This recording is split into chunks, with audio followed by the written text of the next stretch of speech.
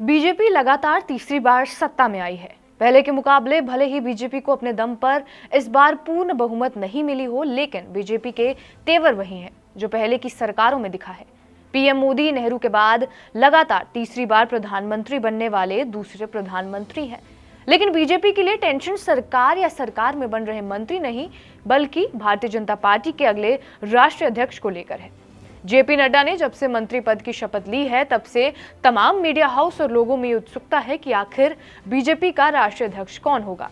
पहले बताया जा रहा था कि शिवराज सिंह चौहान या फिर धर्मेंद्र प्रधान में से कोई राष्ट्रीय अध्यक्ष बन सकता है, लेकिन बीजेपी के इन दोनों नेताओं ने भी राष्ट्रपति भवन में मंत्री पद की शपथ ली है। इसलिए बीजेपी अध्यक्ष की रेस में इन्हें शामिल नहीं किया जा रहा है। सुनील बंसल और विनोद तावड़े का भी नाम बीजेपी के अगले राष्ट्रीय अध्यक्ष के रूप में जोर शोर से लिया जा रहा है। दोनों महासचिव हैं और सांगठनिक तौर पर काफी कामयाब माने जाते हैं। हालांकि बीजेपी की परंपरा रही है कि वो अपने फैसलों से हर बार सबको चौंकाती है। इसलिए ये कहना अभी जल्दबाजी होगी कि बीजेपी का अगला राष्ट्रीय अध्यक्ष इन्हीं दोनों नेताओं में से कोई एक होगा। बीजेपी की चौंकाने वाली आदत क्या बीजेपी को पहली महिला राष्ट्रीय अध्यक्ष देने जा रही है? कई जानकार इस तर्क पर ज्यादा जोर दे रहे हैं कि बीजेपी ने देश को पहली आदिवासी महिला राष्ट्रपति दी। पिछले साल बीजेपी ने संसद और राज्यों की विधानसभाओं में महिलाओं की 33% भागीदारी के लिए संसद का विशेष सत्र भी बुलाया था। बंगाल में बीजेपी को मिली लोकसभा सीटों में महिलाओं ने अहम भूमिका निभाई है। बंगाल में बीजेपी हमेशा से महिलाओं के लिए संघर्ष करती दिखी है। खासकर संदेश खाली मुद्दे को राष्ट्रीय मुद्दा बनाकर ममता के खिलाफ माहौल बनाना बीजेपी की एक कामयाब रणनीति मानी गई थी, जिसका फायदा बीजेपी को बंगाल में हुआ भी। ऐसा ही प्रयोग बीजेपी ने पूरे देश में किया। महिलाओं की बात की, महिलाओं के मुद्दे उठाए। राजनीतिक जानकारों की माने तो अब तक बीजेपी में कोई महिला संगठन के सबसे बड़े पद तक नहीं पहुंची है।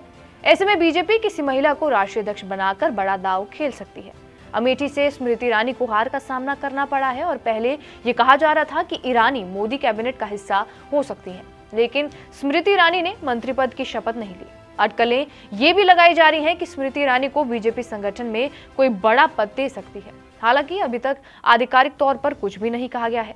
बाकी नामों में पूर्व केंद्रीय मंत्री अनुराग ठाकुर, राजीव चंद्रशेखर की भी चर्चा हो रही है, या फिर हमेशा की तरह बीजेपी एक ऐसे नाम की घोषणा करेगी जो चर्चाओं से भी दूर है। मुमकिन है कि वो नाम किसी महिला का हो।